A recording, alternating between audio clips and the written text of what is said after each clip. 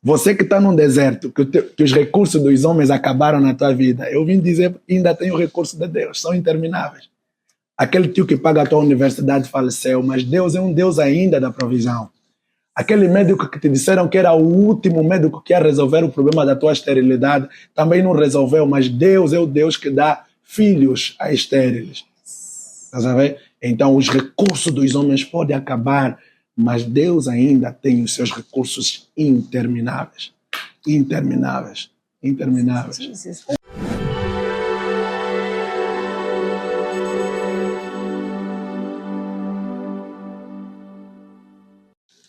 Bem-vindos a mais um Pó de Fé, um programa que é de Deus, que veio para aumentar, levantar e fortificar a sua fé. Hoje nós temos um super convidado, aquele que também é amigo e escolhido de Deus. Já já vocês vão conhecer este servo de Deus, com muitas funções, para além de pastor, também faz muita coisa. Vocês vão saber quem é. Sem esquecer o nosso patrocinador oficial, que é a Pixel Tech, responsável por essas imagens de qualidade. E outro patrocinador, aquele que cuida daquela que é a escolhida de Deus, Edna Ticola, que é o Toques de Beleza com Fé. Sem mais demora, não se esqueçam, subscrevam o nosso canal, metam like, partilhem, porque a tua partilha está a salvar vidas, a tua partilha está a levantar as outras pessoas que estão aí a nos assistir.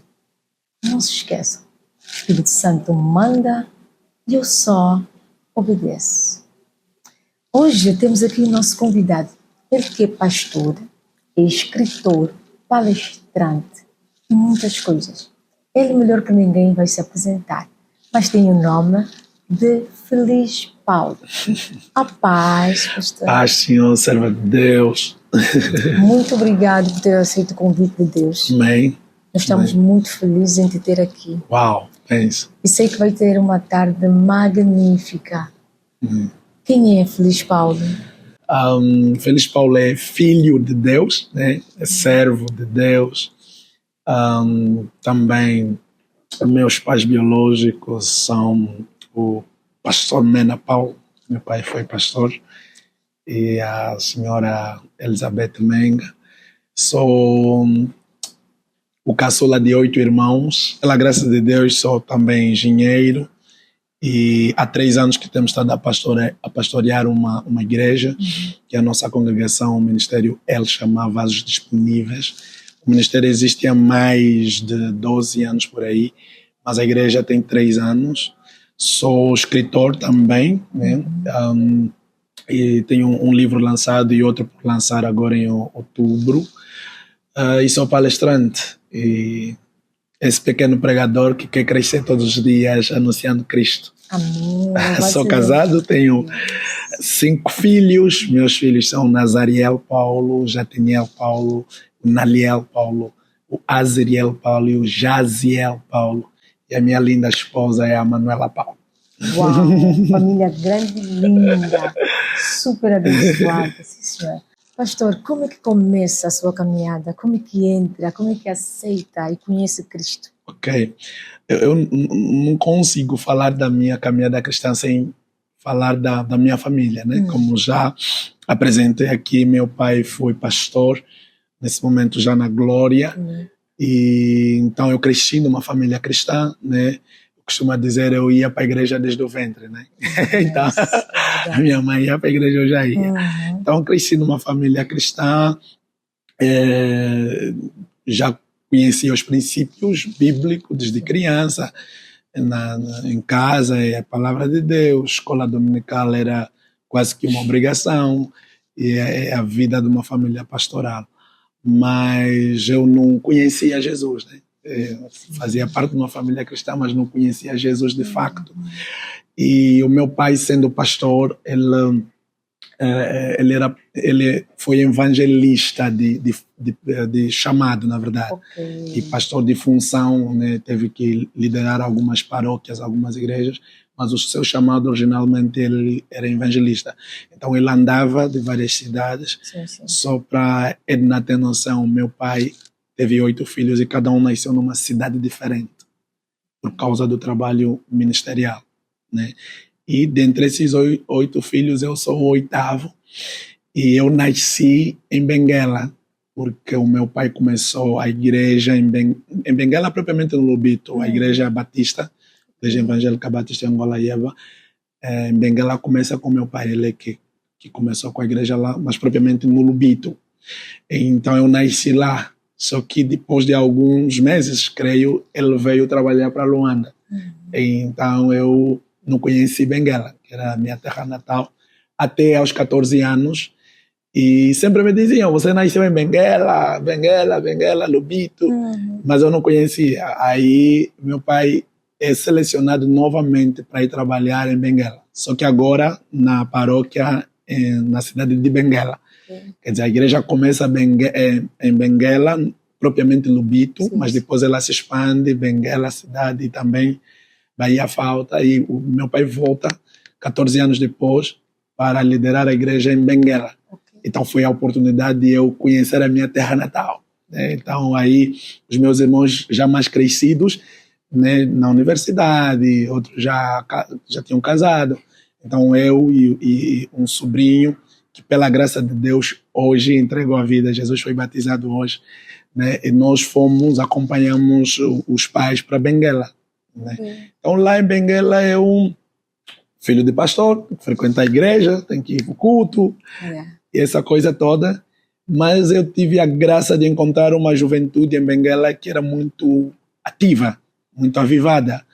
Então, nessa de se envolver com os jovens, com a palavra, e na altura tem a Jocum até hoje, não sei se conhecem a Jocum é uma instituição missionária brasileira, não sei se é propriamente brasileira, mas é muito forte no Brasil também.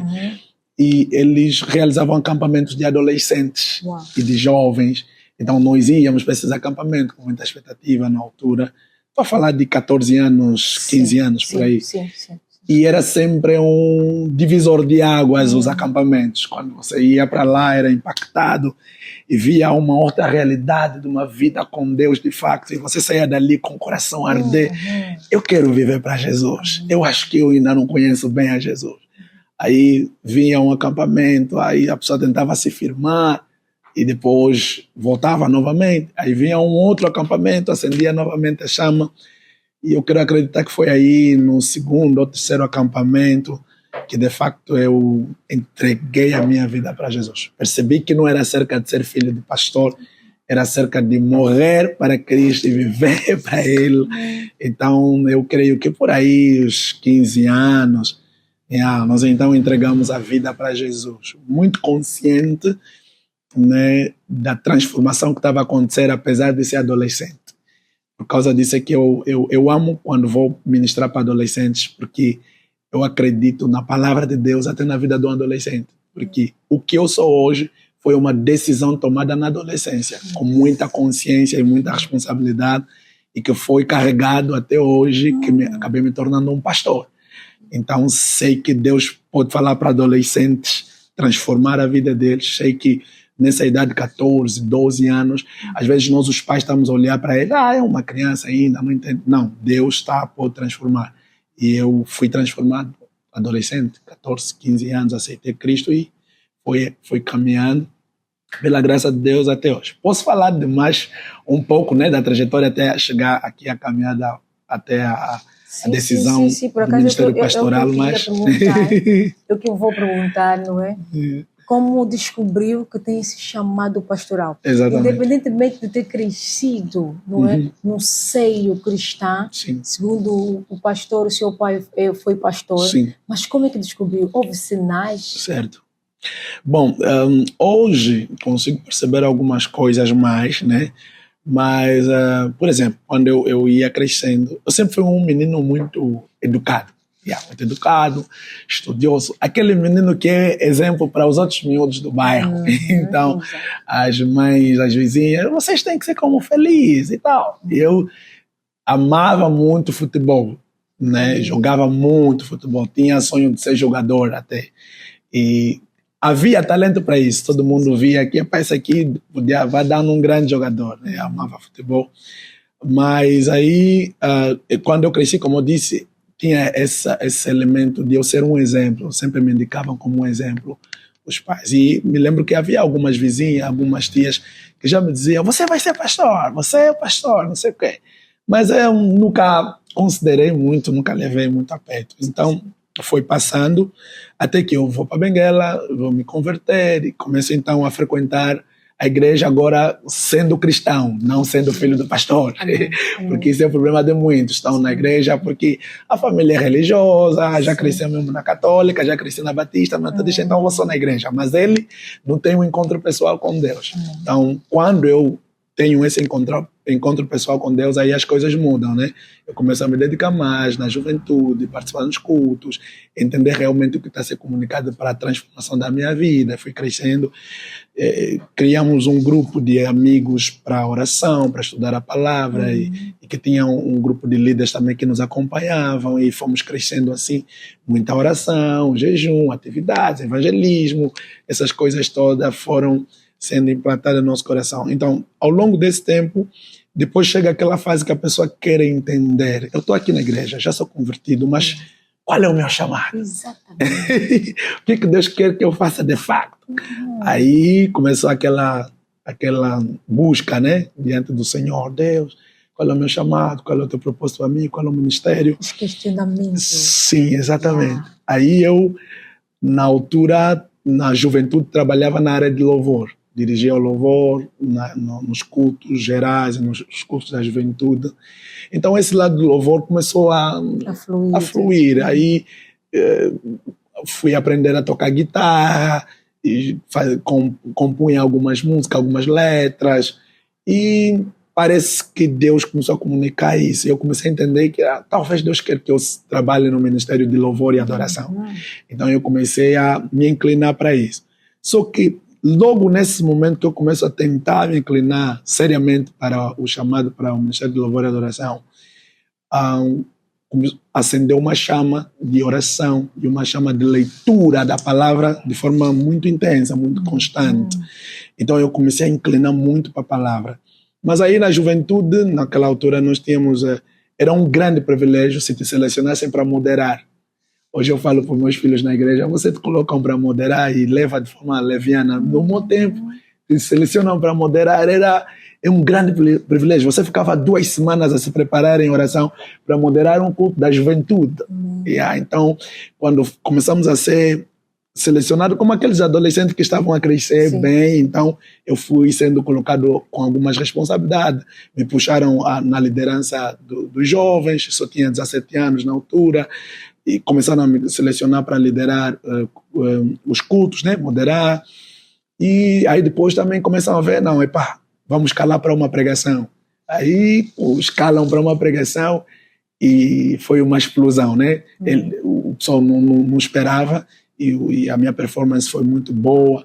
E além disso, nós tínhamos esse grupo que orávamos junto e partilhávamos. Nesse grupo havia dias que cada um tinha que exortar, tinha que pregar. Então, esse lado da pregação começou a vir à tona, começou a fluir, até que eu comecei a ver, não, Deus, acho que Deus me quer para isso.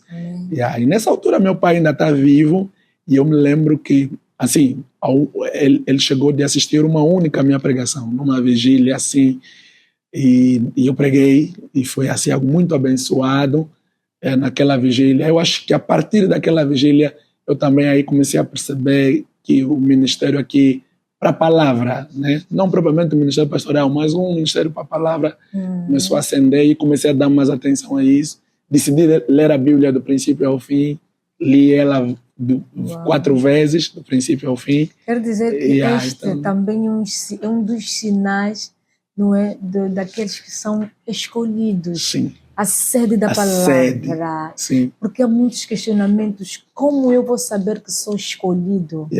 Como eu vou saber que que têm este dom pastoral. Exatamente. Um deles, Sim. não é? Já agora passamos para uma outra pergunta. Quais são os sinais que lá em casa os telespectadores podem ter, não é? Para saber que então têm um propósito, são escolhidos de Deus. Quais Ok. são os sinais? Um dos principais sinais é quando você tiver o teu coração a incomodar com relação a alguma coisa, né? Vamos trazer aqui na Bíblia, né? Vamos trazer aqui um pouco a linguagem pastoral. Exatamente. Se nós olharmos a vida de Moisés, por exemplo, né? A Bíblia diz que Moisés, quando atingiu a idade adulta, ele rejeitou ser chamado filho da filha de Faraó. Então, quando ele atinge uma certa maturidade, vai perceber a realidade do seu povo e a sua verdadeira identidade, ele rejeita ser chamado filho da filha de Faraó.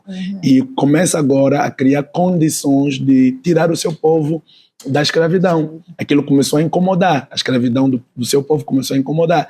Tanto é que ele sai um primeiro dia, né, e encontra um egípcio a maltratar um judeu. Ele mata o egípcio.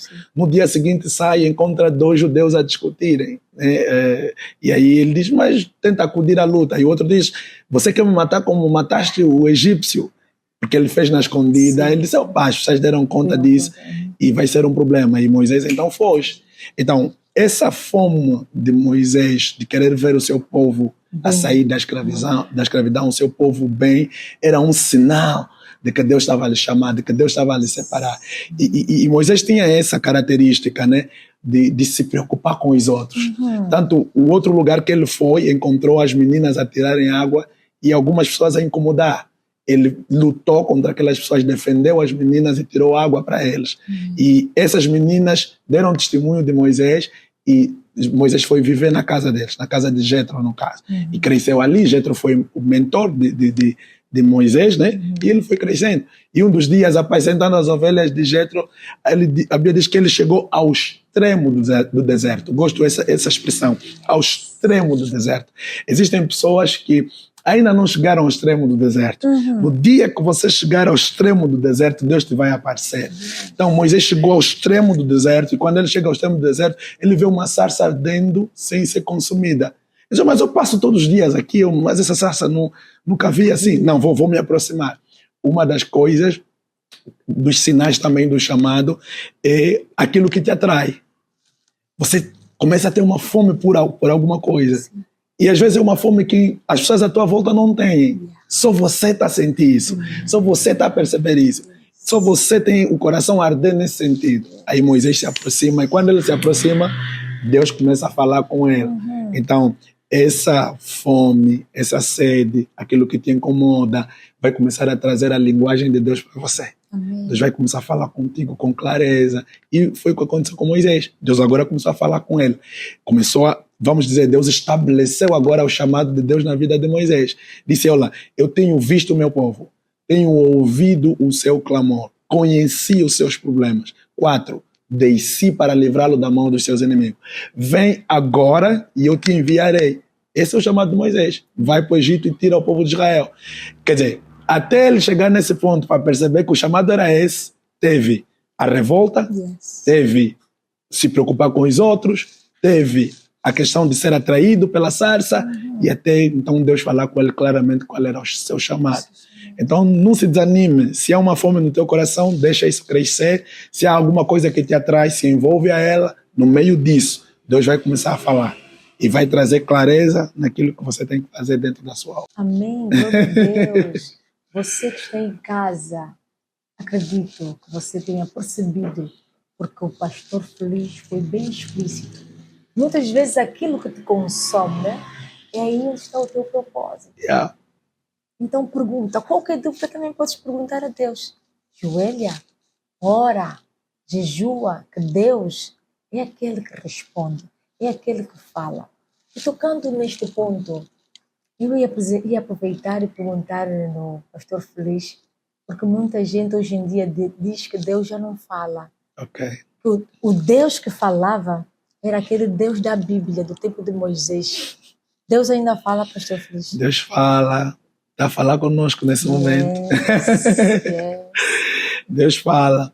o problema é que as pessoas acham, quando se fala, Deus fala, eles têm assim um pensamento, como é que Deus fala?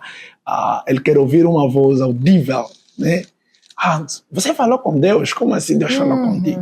Porque o que nós entendemos sobre falar é apenas a voz audível. Sim. Não, mas a fala, né, a comunicação, ela flui de várias maneiras. Então, Deus fala conosco. Deus fala por meio de voz audível, que é uma experiência que muitas pessoas tiveram a graça de ter, gostaria de ter essa graça. Mas Deus fala, voz audível, a própria Bíblia mostra isso várias vezes. Mas Deus também fala conosco de várias maneiras. Deus fala conosco por meio da voz interior. Deus fala conosco quando lemos a sua palavra. Deus fala conosco quando Ele usa alguém para falar conosco. Deus fala conosco com a natureza. Deus fala conosco por meio das circunstâncias.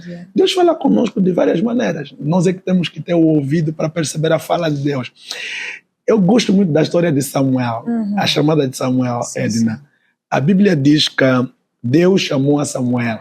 E no chamar é Deus a falar com ele. Era mesmo uma voz, vamos assim dizer, audível. Aí ele vai ter com ele o seu mentor. Chamaste.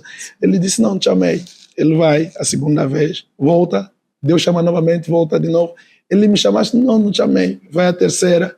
Deus chama novamente. Ele vai novamente ao mestre. O mestre diz, não te chamei. Aí o mestre, a antena do mestre ativou. Não, calma aí. Alguma coisa está acontecendo com esse rapaz. Exatamente. Então Deus vai dizer para Samuel, olha, quando ouvires novamente essa voz, diga, eis-me aqui. Fala, Senhor, porque o teu servo ouve. E a Bíblia diz que Samuel vai dormir novamente. E Deus tem paciência. É verdade. Deus tem paciência de nos chamar. Ele vai continuar a falar conosco até nós atendermos o seu chamado e a sua voz. E a Bíblia diz que Deus chamou novamente. E quando Deus chamou, o interessante, eu gosto dos detalhes da Bíblia. A Bíblia diz assim, e Deus chamou a Samuel como das outras vezes havia chamado. Então significa que a voz de Deus não mudou, a chamada de Deus não mudou, mas Samuel é que cresceu na percepção da chamada e da voz de Deus na vida dele. Então esse é o problema de muitos. Não é que Deus não esteja a falar, nós é que não estamos a crescer ao nível da percepção da sua voz. Mas a minha oração é que Deus te dê graça para perceber as várias maneiras como Ele tem falado contigo e você perceber o chamado e o que Ele quer fazer através da tua vida. Glória a Deus. Deus fala. Amém. Hoje, ontem e para sempre. Amém. Deus fala. E vou dar um pequeno testemunho aqui. Tanto é que Deus fala que hoje existe o Podfé. Amém. De onde o Podfé surgiu? Da voz audível de Deus. Uau! Quando Deus apareceu e disse assim, podcast. Eu matei-me de rir. Graças a Deus, chama-se graça. Eu tenho essa graça de ouvir a voz do Pai. Já algumas pessoas questionaram por quê. Deus não fala, mas eu vos garanto que Deus fala. Matei-me de rir. Ele depositou a semente em mim do podcast, aonde saiu hoje o Podfé. O Espírito Santo manda e nós só obedecemos. Acredita, Deus fala. Pastor Feliz, sim. Como ativar os dons espirituais Uau. que há em nós? Amém. Glória a Deus. Como ativar os dons? Vamos lá. A grande verdade é a seguinte. Quando nós aceitamos Jesus como Senhor e Salvador, nós nascemos de novo. É uma outra pessoa. Eu gosto do meu filho Maurício, ele diz, sem existência anterior. É uma pessoa nova que nunca existiu. Então, nós nascemos de novo e somos selados pelo Espírito Santo de Deus. E o Espírito Santo de Deus em nós, ele traz duas coisas. Ele traz o fruto do Espírito Santo. Eu gosto de dizer mesmo assim, o fruto, não os frutos. Porque quando nós vamos ler, ele vai dizer, o fruto do Espírito Santo é. Ele diz amor. Aí depois começa a citar os sim. Então o fruto do Espírito Santo é só um, é o amor. Só que o amor nasce todas as outras coisas. Equilíbrio, longanimidade, bondade, fé, nascem do amor. Então o Espírito Santo traz isso, traz o fruto do Espírito Santo. Mas ele também traz os dons do Espírito Santo em nós. Sim. Tanto o fruto como os dons, eles precisam ser trabalhados em nós. E o grande problema dos cristãos é esse, é não perceber a transição entre o aceitar Jesus como Senhor e Salvador e a necessidade de crescer em Cristo. Há vezes que temos que crescer até atingir a estatura do varão perfeito. Quando uma criança nasce, Edna, essa criança ele tem a sua formação completa, porque ele tem os dedos, tem tudo, tem o nariz formado, tem tudo. Mas existem capacidades nela que não foram desenvolvidas ainda. Por exemplo, ela não consegue falar, mas ela tem boca. Às vezes ainda nem consegue ouvir nos primeiros dias, não consegue andar. Assim somos nós quando nascemos de novo. Somos como um bebê que, em termos de formação, está completo, mas em termos de desenvolvimento precisa fazer isso. Por isso é que Pedro vai dizer assim, que nós temos que desejar ardentemente, como crianças recém-nascidas, o leite materno, que é a palavra de Deus. Então, nós somos gerados pela palavra de Deus e nós também somos firmados pela palavra de Deus. E 3, nós crescemos pela palavra de Deus. E quando você começa a crescer pela palavra de Deus, esse espírito que nasceu de novo, ele começa a ganhar robustez, ele começa a ser desenvolvido. E a capacidade que já estava ali começa a vir à tona. Então, essa criança que não podia andar, já anda, já levanta, já faz outras coisas. Isso são os dons espirituais. Eles estão ali no teu espírito. A partir do momento que você nasceu de novo, os dons estão ali. O fruto do Espírito Santo está ali. Mas agora você tem que trabalhar isso por meio da palavra de Deus. Como nós vamos ativar os dons espirituais? Lendo a palavra, crescer em espírito, por meio da palavra e por meio da oração, diante da presença de Deus. Amém. Glória a Deus. É sobre a palavra. Vamos nos encher hoje aqui nesta tarde com o conhecimento da palavra. Vamos conhecer mais sobre quem é o nosso Pai, que nós amamos, que nós adoramos, com esse maravilhoso servo de Deus, que realmente é um servo abençoado. Pastor Feliz, nesta caminhada, alguma vez pensou em desistir? Alguma vez pensei em desistir? Sim, várias vezes. Deixa aqui ver os momentos assim, né, desafiadores, né, ao longo da minha vida. E um deles é mesmo a parte da minha adolescência. Antes de se converter, mesmo até ainda, né? Meu pai pastor, minha mãe costureira, né? E, claro, acompanhando sempre o meu pai no ministério. Exato. E nós tivemos uma fase difícil, né, de crescimento. Nós crescemos assim, com muita dedicação do meu pai, muita dedicação da minha mãe, né? Hoje as igrejas conseguem valorizar um pouco mais os pastores.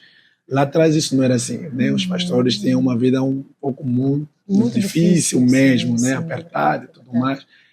E então foi um desafio, né? Mas meu pai, pela graça de Deus, Deus sempre honra os seus servos, conseguiu formar ainda assim todos os filhos, os 8. Então nós tivemos fases ali que eram fases de sacrifício. Já vendi água fresca, já vendi gelado, já vendi galete, já vendi bolo, já zunguei. Quem conhece Nunguanhá, nossa casa, casa dos meus pais, é Nunguanhá, essa zona dos Ossos, tem a praça do Nunguanhá mesmo. Eu era mestre em vender água fresca na praça do Nunguanhá. Meu Deus. Né? Aí vocês estão em casa, não há nada para comer, então a mãe amarra aí uma água rápida, põe na arca, aquilo, né, fica um pouco fresco, tira as embalagens, põe aí numa panela, você põe na cabeça, vai a correr, e tá aqui água fresca, está lá e tal. E você vende e volta com alguma coisa. Às vezes a minha mãe fazia vental, né? Ela como cozia alguns vental, algumas coisas assim, pegava naquilo, ia para a praça, zungava, vendia. Meu pai, pastor, mas gostava muito de construir. Gostava muito de construir. Então, na nossa casa, ele às vezes fazia alguns trabalhos, e tínhamos uma casa num outro sítio que ele levou anos a construir aquilo. Eu acho que era um hobby, ele tinha prazer nisso. Sim. E às vezes ele me levava também a fazer esse trabalho.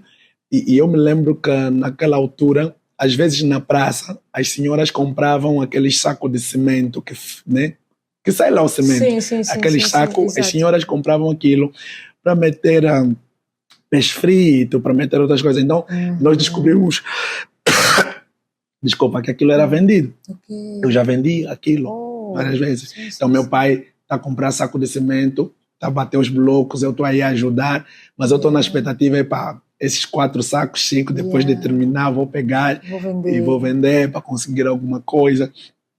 Já juntei a areia, quando chove, a nossa rua ficava cheio de água. Nossa casa já foi inundada várias vezes. E às vezes a rua ficava cheia de areia. E nós aproveitávamos aquela areia, juntávamos e vinham os carros para pegar aquela areia e nós vendíamos aquilo. Então, tem história, né? Uau. Tem essa história, toda essa realidade que eu vivi na infância, na adolescência. Isso aqui, né, falando de momentos assim críticos, difíceis, isso foi uma fase que eu vivi. A próxima foi também quando eu, depois de ter terminado o ensino médio, na verdade, nós ficamos 4 anos em Benguela com o pai, e depois o pai teve que voltar. Eu fiquei lá sozinho, porque tinha que terminar o ensino médio. E longe da família pela primeira vez, né? Todo mundo em Luanda, eu sozinho em Benguela, ainda acho que 17, 18 anos por ali. Então foi uma fase também desafiadora, como se estivesse aqui sozinho, toda a família lá. Então quero dizer para você que se calhar nessa hora está longe dos seus familiares, né, a estudar ou alguma situação, Deus é contigo, né? Foi uma fase de amadurecimento, a minha primeira fase, assim que eu vou dizer, de amadurecimento, começa aí, quando os pais vão, eu fico sozinho em Benguela, aí eu volto para passar férias e acontece mais alguma coisa. Foi quando meu pai vem falecer. Exato. E aí o pai vai falecer, eu estou aqui de férias, enterramos o pai, eu tive que voltar para fazer o último ano e defender. Então foram fases assim muito difíceis, perdi o pai, fiquei lá em Benguela sozinho, aí depois vim para Luanda, que era para entrar na universidade, eu faço o teste na Faculdade de Ciências e eu tenho 10,5, mas eu não entro, porque havia uma regra, né? Eu não sei se existe até hoje, que as pessoas tinham um número limite de admitidos e a nota mínima era 11 e eu tive 10,5 e não podia entrar. E então eu fiquei aquele ano em casa, foi difícil, não poder estudar, porque também não havia condições para pagar uma universidade privada na altura. Então foi um ano que eu fiquei em casa, assim, a pensar da vida, desistir. E foi uma fase também que Deus começou agora a trazer esse ministério da palavra. Pensei em ir fora do país, já pensei em ir na África do Sul, no Brasil. Foram fases assim de interrogações, né? Da vida, o que é que eu vou fazer, qual é a formação, não sei, não estou a estudar esse ano. Mas de repente, aquele ano se tornou o ano da minha verdadeira transformação. Porque foi o ano que eu mais orei, Edna. Então, o ano do deserto. O ano do deserto. Eu naquele ano, depois de perceber que não podia estudar, entrar na universidade, ia ficar só em casa, e então comecei embora, tirei o tempo para começar a orar, ler mais a palavra, e foi um ano intenso, um ano todo intenso, de muita oração. E de repente começaram a vir pessoas para orar comigo, pessoas para partilhar a palavra juntos. Foi aí que nasceu o ministério. Ele chamava Vasos Disponíveis. Então, no ano seguinte, eu vou para a Universidade Católica, fiz o ano 0 e estou na universidade, a vida espiritual a crescer.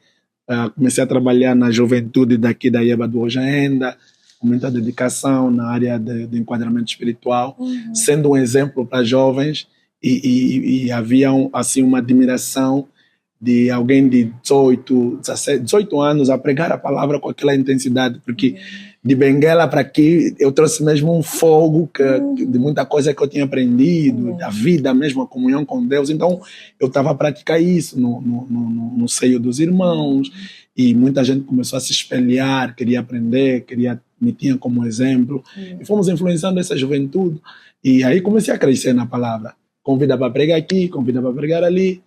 Me conectei com outros amigos de outras igrejas, pentecostal, metodista, fiz muitos amigos nessa caminhada. E assim o ministério da pregação foi crescendo. Mas até então também nunca teve o plano de, não vou ser pastor, não. Só estava mesmo aí a pregar. e estava aí na universidade e tinha esse grupo de oração no meu quarto, e onde nós chamávamos Chamar. O Chamar era, eu batizei o nome do meu quarto de Chamar. Chamar significa Deus está presente. A presença de Deus era muito forte naquele lugar. Me lembro que uma vez uma irmã veio orar conosco e trouxe a sua irmã que não conseguia entrar no quarto. Ela dizia, tem muito fogo nesse quarto. Acho que a criança tinha algum contato com o ocultismo.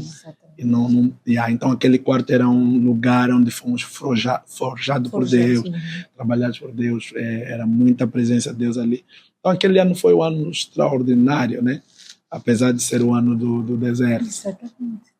Um ano que tinha tudo para dar errado. Mas que o servo de Deus foi sábio. E com Deus, é óbvio, a guiar a sua vida, ele inverteu a situação. Amém. O ano que seria o ano da derrota foi um ano da vitória. Amém. Porque aí o que ele fez? Ele foi para perto do Pai. Ele meteu a boca no pó, joelho no chão e a boca no pó. Ele se conectou com o Pai e houve uma reviravolta do deserto ao sucesso. Do deserto ao progresso.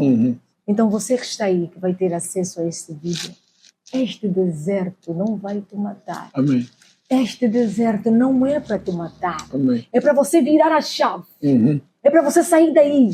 É para você se achegar a Cristo. Amém. Entenda, este deserto é Deus a te chamar. É Deus a dizer assim, vem meu filho, que eu tenho coisas magníficas para te mostrar. Assim como Deus mostrou, revelou ao pastor feliz, também vai te revelar. Então levanta, saia deste quarto, saia dali, enxuga as lágrimas. E este deserto definitivamente não vai te matar, mas sim vai te fortificar. Pastor feliz, o que é ou o que são batalhas espirituais?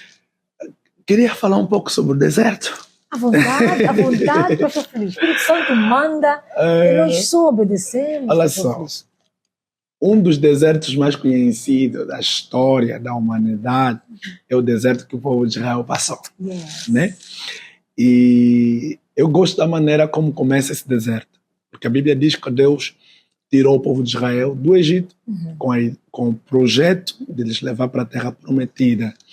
E a Bíblia diz que Deus, depois de lhes tirar, a Bíblia diz Deus não lhes levou pelo caminho mais perto, lhes levou pelo caminho do deserto para que o povo não recuasse depois de ter enfrentado uma batalha. Ou seja, Deus tirou o povo de Israel, mas Deus sabia, esse povo não está aliado, esse povo não está preparado. Se eu lhes coloco no caminho mais próximo, as primeiras coisas que eles vão ter são batalhas, são inimigos que eles vão ter que enfrentar. Mas como eles não estão bem talhados, eles podem recuar. Então vou fazer o seguinte, vou lhes levar pelo caminho do deserto, que é mais longo, mas eles vão ser talhados, vão ser preparados, e quando saírem do deserto, eles estão prontos para enfrentar os inimigos. Então os desertos nas nossas vidas, eles vêm às vezes para isso, para nos preparar para enfrentar as lutas que se avizinham, de tal maneira que estejamos robustos para não recuar diante dessas lutas. Então Deus deu pelo caminho do deserto. Se calhar Deus está a te fazer virar pelo caminho do deserto, né? Para te preparar melhor, porque Ele sabe quais são os inimigos que estão lá à frente. Então o deserto tem essa realidade. Um outro deserto que eu vejo na Bíblia é o da Agar, né? Mulher de Abraão, que é expulsa, Sara manda expulsar, e ela vai para o deserto com a criança. E algo que eu gosto no texto, Abraão deu para ela pão e deu para ela um odre com água. Quando ela chega no deserto, a Bíblia diz que a água acabou, né? O pão acabou, e a criança começou a chorar. Ela entrou em desespero. A Bíblia diz que ela avançou a distância de um tiro e começou a falar com Deus. E quando começa a falar com Deus, a Bíblia diz que o anjo disse para ela, Agar, não chora, porque Deus já ouviu a voz do menino. O estranho é que quem está a orar é Agar, mas a voz que foi ouvida é do menino. Muitas das vezes Deus vai permitir que nós estejamos num deserto e que nós possamos buscar a Deus, e não só para nós, e até para outras pessoas. Então Deus ouviu a voz do menino através da oração de Agar, que mesmo estando no deserto não abandonou Deus, clamou a Deus. Então deserto não é um lugar para abandonar, deserto não é um lugar para desistir, deserto é um lugar para nós voltarmos os nossos olhos para Deus. E Deus tem a provisão. E sabe o que acontece? Diz assim, não chores mais, né? Deus ouviu a voz do menino. Quando Agar volta no lugar onde a criança estava, isso é muito forte. Por quê? Porque, vê só, alguém podia dizer, abandonou a criança. Como é que deixa a criança e vai à distância de um tio? Não, é que se ela continuar diante da criança, não tem água, não tem pão, a morte é certeira. Mas se ela deixa a criança e avança com a certeza de falar com um Deus sobrenatural, há uma provisão. Então, na nossa vida haverá momentos que nós vamos ter que deixar algumas coisas e ter que avançar diante de Deus, deixar algumas coisas que nós já não temos mais solução, nós já não temos mais controle, nós já não podemos dominar e precisamos avançar diante de Deus e orar, e esse Deus vai trazer a provisão. Quando ela vai diante de Deus, quando volta, vê, ela foi sem pão e sem água. Quando voltou aonde a criança estava, aconteceu algo extraordinário. A Bíblia diz que ela encontrou um poço com água. A minha pergunta é, o poço já estava lá, mas ela não viu.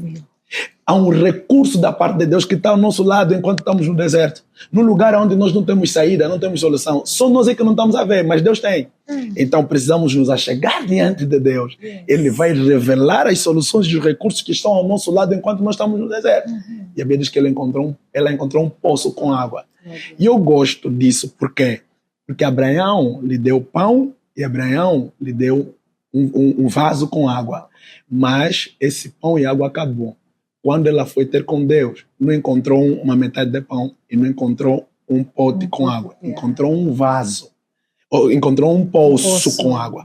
Ou seja, os recursos dos homens nas nossas vidas, elas podem terminar.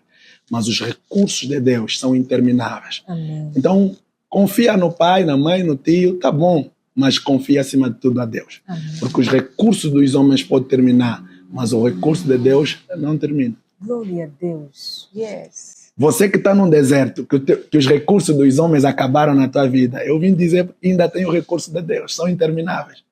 Aquele tio que paga a tua universidade faleceu, mas Deus é um Deus ainda da provisão. Aquele médico que te disseram que era o último médico que ia resolver o problema da tua esterilidade, também não resolveu, mas Deus é o Deus que dá filhos a estériles. Tá sabendo? Então os recursos dos homens podem acabar, mas Deus ainda tem os seus recursos intermináveis. Intermináveis. Intermináveis. Jesus. Oh, Jesus. Oh, Jesus. Yeah. Oh, o Senhor está aqui. Obrigado, Amém. Jesus. Yeah. Obrigado, Jesus. Yeah. Obrigado, Jesus. Yeah. Receba esta palavra do Yeah. servo de Deus. Recebe, não duvida. Yeah. A última palavra é do Senhor. Uhum. A última palavra Amém. é do médico dos médicos. Amém. Doutor dos doutores. Uhum. Aquele que não é homem para que minta, nem filho do homem para que se arrependa. Amém. Não vais te frustrar. Aceita, Jesus. Aceita. Pastor, voltando, eu estou assim, já assim eufórica porque o pai está aqui. Amém. O dono do Pó de Fé está aqui. E definitivamente ele é que está a guiar o programa. Amém. Não sou eu, Edna. Amém. É o pai que está aqui. Amém. Pastor, Uhum. o que são batalhas espirituais? Ok, voltamos da pergunta, que são batalhas espirituais. Grande pergunta. Por quê? Há uns anos, esses 3 anos de igreja, vamos assim dizer, e o meu conceito de batalha espiritual foi transformado numa dimensão muito extraordinária. O que são batalhas espirituais? Vou resumir primeiro. Sim. E depois vou trazer esse conceito profundo que eu aprendi com Deus nos últimos anos. Né? Uma batalha espiritual é uma luta espiritual, né? Temos uma guerra espiritual onde temos o propósito de Deus que precisa ser cumprido e temos Satanás a lutar contra esse propósito. E batalha espiritual começou mesmo no jardim, né? Deus criou Adão e Eva, eles colocou no jardim para manifestarem o propósito dele aqui na terra, e aí vem a serpente, né? Introduzindo a alguma coisa contrária ao que Deus estabeleceu. Começou a batalha espiritual, começou a luta espiritual. Resumindo, a luta espiritual, nós temos muito noção no sentido de, quando falamos de batalha espiritual, estamos a falar de bruxo, feiticeiros, isso e aquilo. Tudo bem, tudo isso faz parte, mas a essência principal, a batalha espiritual, são realidades espirituais que estão a trabalhar, estão a se colocar contra aquilo que é o plano e o propósito de Deus na vida de alguém. Então, isso são batalhas espirituais. Então, muitas das vezes você sabe que precisa fazer alguma coisa. Você tenta, não dá, vai ali, não funciona, vai ali, não funciona. Às vezes, há realidades espirituais também que, né, acabam estar por detrás, né, destas situações todas. Né? Agora, para aquilo que eu disse sobre minha visão sobre batalha espiritual, eu penso que eu cresci um pouco mais, saí um pouco desse nível da batalha espiritual e ficar apenas no pensamento de demônios, de bruxos, feiticeiros. Não é que eles não existem, eles estão ali, eles atuam, mas tem um nível que eu penso de batalha espiritual que, se nós tratarmos, esse nível é o mais baixo.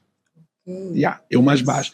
Então, vou tomar aqui alguns minutos para tentar construir essa ideia e explicar. Eu tenho uma aula que eu dou na Escola da Palavra. Nós temos uma Escola da Palavra, Zapnat Paneia, e temos uma formação para pregadores. Tem uma aula que eu dou lá que eu chamo de Vencendo Amalequitas.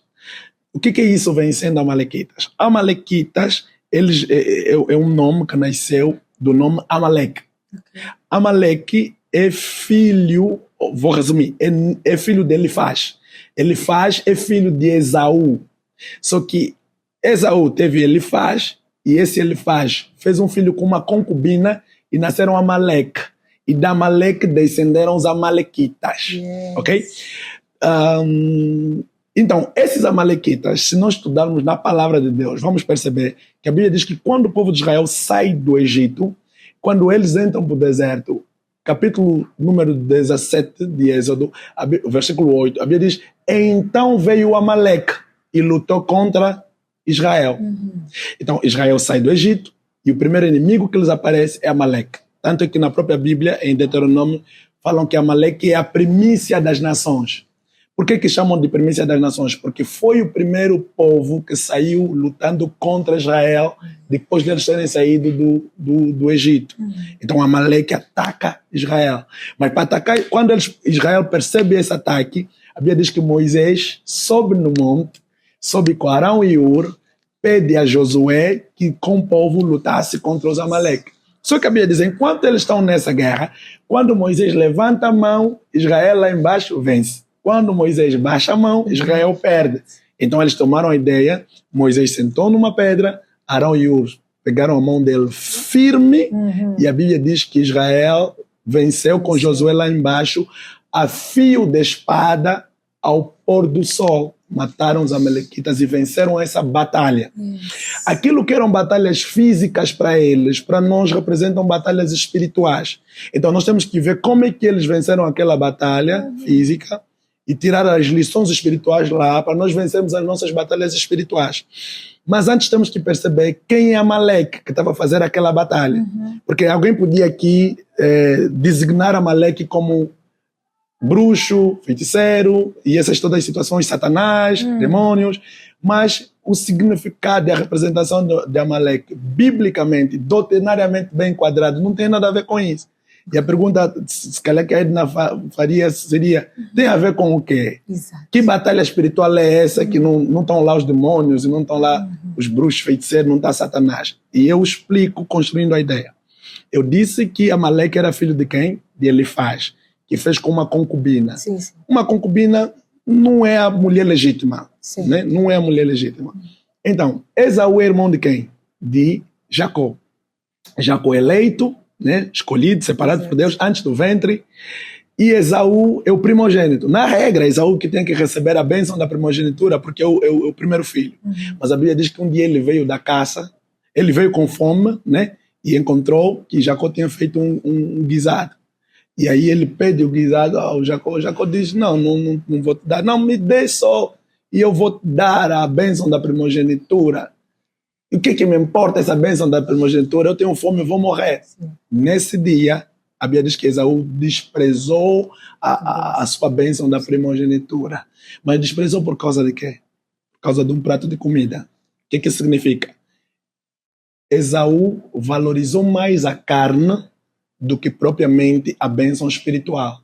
Ele tinha a bênção da primogenitura, que era a bênção espiritual. Ele rejeitou aquilo por causa da comida. Então ele deu mais ênfase na carne do que no espírito. Ok? Nesse momento, estamos aqui a dizer que Esaú representa a carne. Representa aqueles que dão mais lugar à carne do que às coisas espirituais. Só que esse Esaú que representa a carne teve um filho chamado Elifaz. Da carne só nasce carne, do espírito só nasce espírito. Então se Esaú na carne vai nascer Elifaz, esse Elifaz também é carne. E para piorar, esse Elifaz faz um filho com uma mulher que não é legítima, só com uma concubina. E desse relacionamento é que nasce Amaleque. E eu costumo gozar, quando dou essa aula, eu digo que Amaleque é carne pro max. É carne duas vezes, né? Então, é esse Amaleque que tem os seus descendentes e que são o primeiro povo que sai para batalhar contra Israel. Só que, trazendo isso na perspectiva da caminhada cristã, o Israel que sai do Egito tipifica nós que saímos das garras do mundo. Israel que sai das garras de Faraó tipifica nós que saímos das garras de Satanás. Israel que passa pelo Mar Vermelho, né, representa nós que morremos e ressuscitamos com Cristo.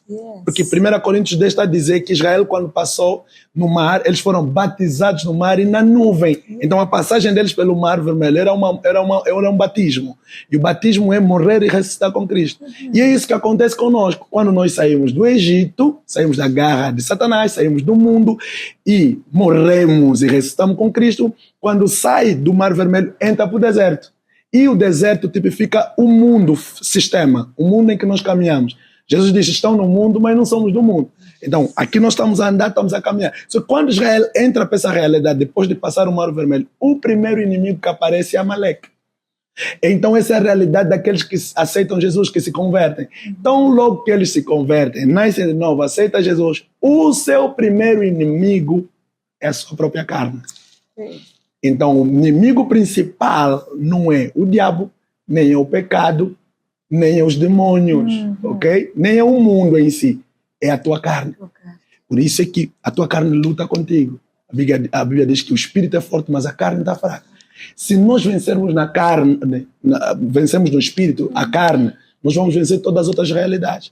A Bíblia diz assim, não dês lugar ao diabo. Significa que ele não tem lugar na nossa vida. Quando é que você lhe dá lugar? Quando você obedece às paixões da tua carne. Quando você não dá lugar àquilo que é o projeto de Deus, a espiritualidade que Deus preparou para ti. E isso abre portas para demônios agirem na tua vida, começarem a se manifestar na tua vida, começarem a ter lugar na tua vida. Então, mesmo o diabo foi derrotado na cruz. O pecado, Jesus, a Bíblia diz, ele levou as nossas maldições, se fez pecado por nós. O castigo que nos traz a paz estava sobre ele. O mundo, Jesus disse, tendes bom ânimo, porque eu venci. Jesus até o mundo venceu. Pecado venceu, Satanás venceu, o mundo venceu. Mas o nosso principal inimigo é a nossa carne. Então a nossa carne precisa ser dominada pelo nosso espírito. Como é que isso acontece? Pela palavra, pela oração. E essa é a nossa principal batalha. Porque quando você não vence a carne convida o mundo, a carne convida o pecado, a carne convida Satanás. Traz tudo isso junto. Por exemplo, o mundo está aqui à volta, está cheio de maldade, está cheio de pecado. Tá. Mas, se você estiver no espírito, como é que conseguimos nós viver uma vida de santidade e temor num mundo cheio de tanto pecado? É subjugar nossa carne. Passas pela rua, vês uma mulher com curtinha, isso não te diz nada. Porque o teu espírito está fortalecido. Agora, se a tua carne estiver fraca, você vê uma menina que passa, tua carne é fraca. Você cai no pecado. E o pecado ganha força, o mundo ganha força. E Satanás, através do pecado, a maldição entra e ele ganha espaço na tua vida. Então, a principal batalha espiritual nem é com o diabo, nem é com o mundo, nem é com o pecado. Porque Jesus venceu tudo isso. A nossa principal batalha é com a nossa própria carne. Então, isso foi libertador. Quando eu percebi isso nos últimos anos, isso foi libertador para mim. Isso te eleva a uma dimensão de expressar a vida de Deus e a santidade de Deus de uma forma extraordinária. Retira automaticamente o espaço do diabo na tua vida. Pessoal, a Bíblia diz que os anjos do Senhor acampam ao redor né? Daqueles que lhe amam e temem. Mas sabia que o diabo está ao derredor, rugindo. O rugir é para dar medo, né? É só medo. O leão faz isso, ele ruge para primeiro dar medo. E se você ficar amedrontado, ele ganha espaço. Vê, dizem, né, que o leão nem sequer é o animal mais forte. Ele é mais ousado. Então o diabo não é forte, só que ele às vezes é ousado, ele ruge. Mas ele ruge ao derredor. E existem os anjos de Deus que acampam ao nosso redor. A pergunta é, como é que o diabo que está ao derredor, de repente já está na tua vida, já está a fazer, já está a desfazer, já está a desarrumar? Os anjos estavam aonde? Para ele entrar na tua vida dessa maneira. Quem lhe deu espaço? Porque o lugar dele é de redor, nem sequer é ao redor. Porque ao teu redor estão os anjos. Então como é que o diabo está a maltratar teu casamento? Está a maltratar tua saúde? Está a maltratar várias situações? Tua vida acadêmica, tua vida profissional? Quem lhe deu espaço? Alguém abriu esse espaço. Então a carne faz isso. A carne faz com que os anjos que estão ao teu redor ficam ao derredor e o próprio diabo vem ao redor. Por isso é que há famílias que parece que o diabo reina lá. O diabo domina naquela casa, o diabo tem espaço naquela casa. E você pergunta, como é que chegou a esse ponto? Alguém lhe deu esse espaço.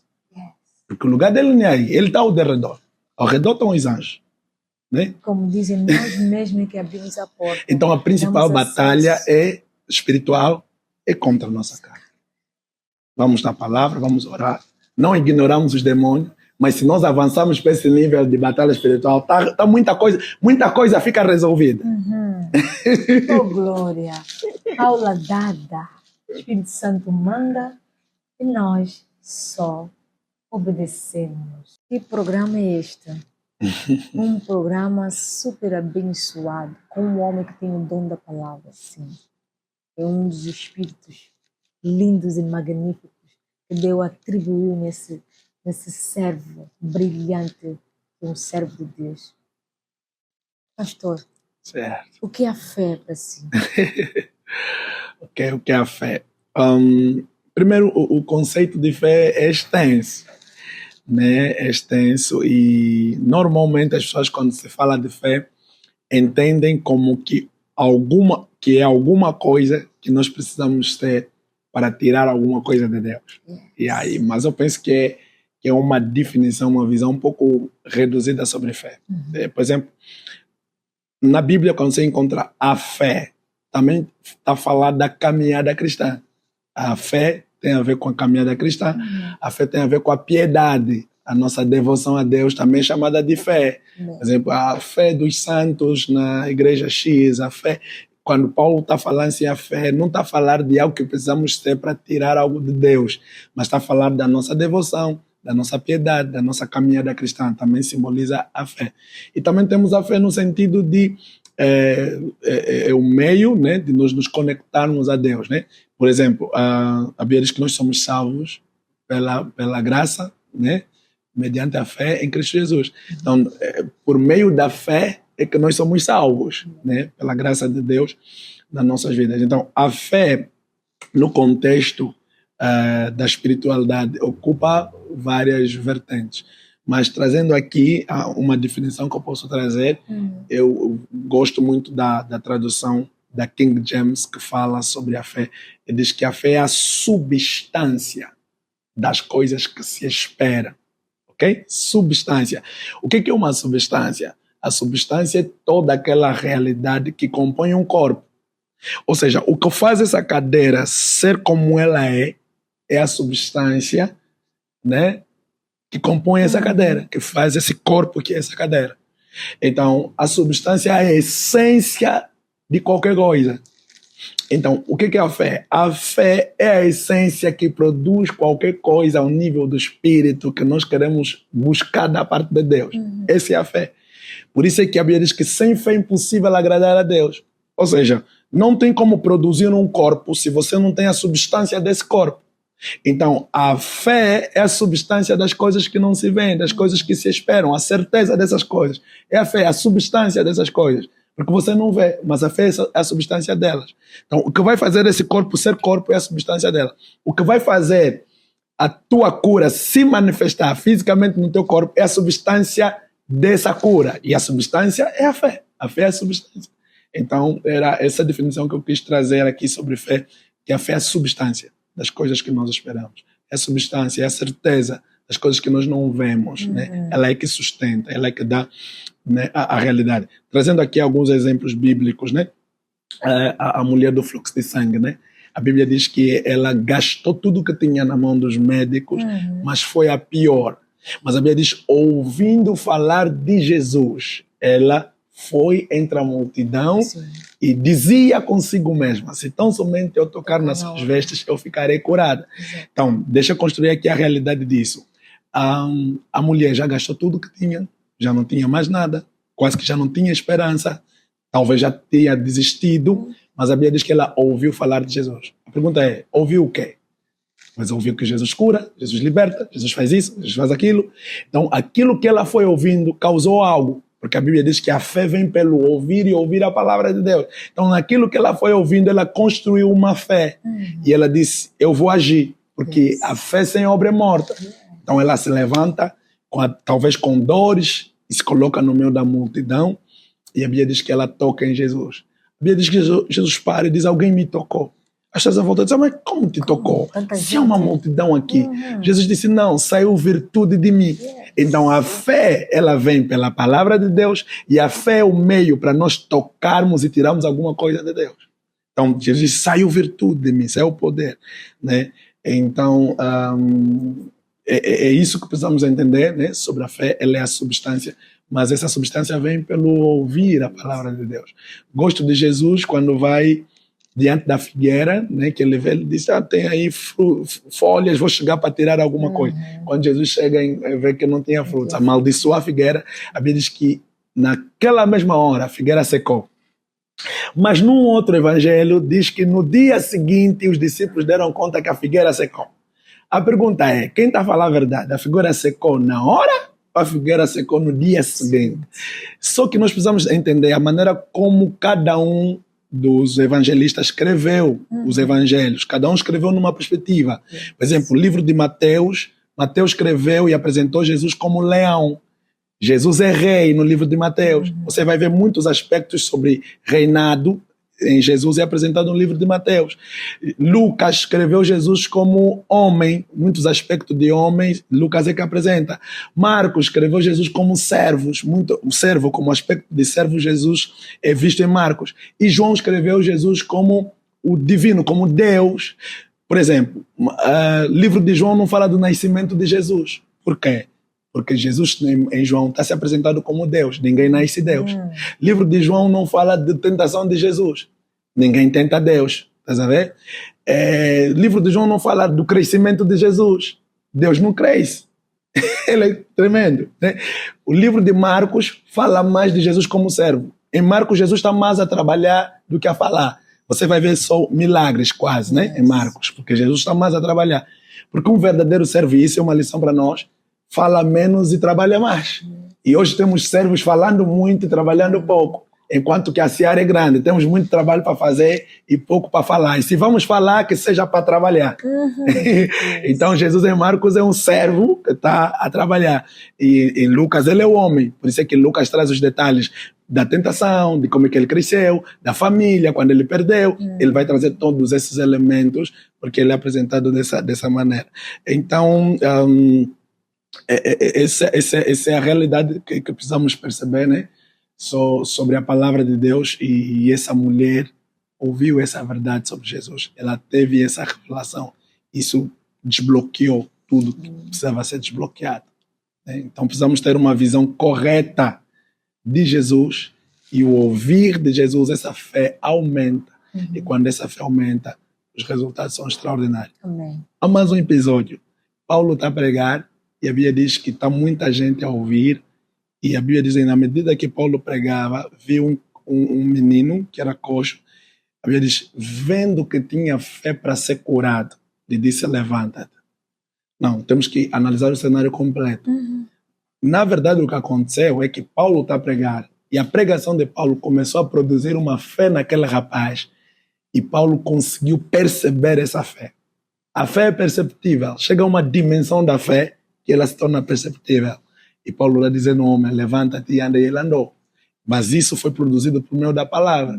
Então, muitas das vezes você vai para a igreja e você está desesperado, não tem força, mas na medida que o pastor começa a pregar a palavra, a tua fé começa a aumentar e você sai daí com uma outra determinação para fazer as coisas. Então, a fé vem pelo ouvir a palavra de Deus. A fé é a substância que sustenta as coisas. Ai, meu Deus. Olha, eu sei que este programa vai criar uma certa curiosidade, porque tem pessoas que realmente têm sede de aprender sobre a palavra de Deus, têm sede de conhecer as Escrituras. E temos aqui um servo de Deus capacitado. Pastor Feliz, como é, o que as nossas telespectadoras vão fazer ou podem fazer para então lhe localizar e aprenderem mais, beberem mais das suas experiências? Ok. Nesse momento nós estamos a liderar o ministério El Shammah Vasos Disponíveis. El Shammah significa Deus está presente. Vasos na Bíblia representa servos. Então estamos aqui como servos disponíveis para partilhar a graça que Deus colocou na nossa vida com os irmãos. A nossa igreja nesse momento está localizada na estrada principal do Palanca. Quem estiver na Universidade Católica, que sai do Quimbango ao DC, tem o Banco BFA. Se olhar do outro lado, tem uma rua. Essa rua tem uma torre que está escrito Lael. O Lael é um hotel. Nós estamos nesse momento nesse hotel a cultuar às quartas-feiras, das 18 às 20, aos sábados das 8 às 10 e aos domingos das 9 às 11. Né? É só chegar ali no Hotel Lael e já nesses horários nós estamos ali. Temos também as nossas páginas no Facebook. Tenho a minha página que é Pastor Feliz Paulo, assim mesmo, Pastor Feliz Paulo. Tem também o meu perfil pessoal, Feliz Paulo. Tem a página no Instagram, que é também Pastor Feliz Paulo. Tem a página também no Facebook da igreja, que é o MEVD-Angola. E tem o MEVD-Angola no Instagram também. Essas são as nossas páginas. E temos alguns contactos, né, que os irmãos também podem dar um sinal e se identificar e dizer que nos conheceu a partir do Podfé, que quer entrar em contato. Temos o 927 67 3501, ok? 927 67 3501. É só dizer, preciso falar com o pastor Feliz Paulo, acompanhei o programa no Podfé e queria conhecer. Temos um livro lançado, como eu disse, né, os 50 Revelações Transformadoras. É um livro com 50 assuntos, né? Eu falo, tem vários temas aí, tem temas, por exemplo, como temas como não é o fim, né? Temos tema como o Deus de cima, e temos vários ensinamentos ali. O primeiro tema, por exemplo, do livro é a presença de Deus é tudo que você precisa. Então, temos o tema como tudo vai bem. Né? Então, eu desenvolvo vários temas, 50 temas num só livro. E é um livro muito abençoado. Que agora, no dia 5 e dia 8 de outubro, eu vou relançar esse livro e virá junto com o meu livro de pensamentos, 100 palavras pensadas. Serão lançados agora no dia 5 e 6 de outubro no Cine São Paulo, né? Nós vamos ter no Cine São Paulo pela manhã, creio que às 8, a partir das 8 até às 11, primeiro um treinamento, vamos lançar o livro, vou trazer outras pessoas também para dar treinamento em outras áreas, na área da pregação e não só na área de desenvolvimento pessoal. No sábado de manhã e de tarde tem a nossa conferência, que é anual, que vai agora na sua 7ª edição, que é completamente cristocêntrica. Só para perceber os nossos temas. O primeiro tema foi na LASPA, Jesus Cristo, o herói vivo. O segundo tema foi no Cine Atlântico, transformados pela revelação. O terceiro tema foi no Cine São Paulo, 3 crucificados, um Salvador. A quarta edição foi também no Cine São Paulo, agora fugiu o tema do Cine São Paulo. Aí tivemos o ano passado e antepassado, todos os temas são cristocêntricos. E esse ano nós vamos falar sobre Jesus Cristo, a nossa boa terra. Amém. Você sabia que Jesus é uma terra? Então vem para a conferência e você vai ser poderosamente abençoado. A conferência é free, é livre, a entrada é livre. Normalmente aquilo começa mesmo 14 horas. Sim. Dia 5, dia 6, nos apanhem lá no Cine São Paulo e vai ser uma grande bênção. Falei também da Escola da Palavra, que terminou agora no sábado passado, a sua 2ª edição. Né? Já há um tempo que Deus tem me chateado para fazer, mas como eu também não gosto de fazer coisas sem excelência, então fui travando. Mas como percebeu, temos uma mensagem que não temos que guardar, então temos que disponibilizar. Tivemos que fazer a 1ª edição da Escola da Palavra, a Escola da Palavra Zapnet Paneia. Esse Zapnet Paneia é uma revelação. Na próxima edição, quando você me convidar, falo disso.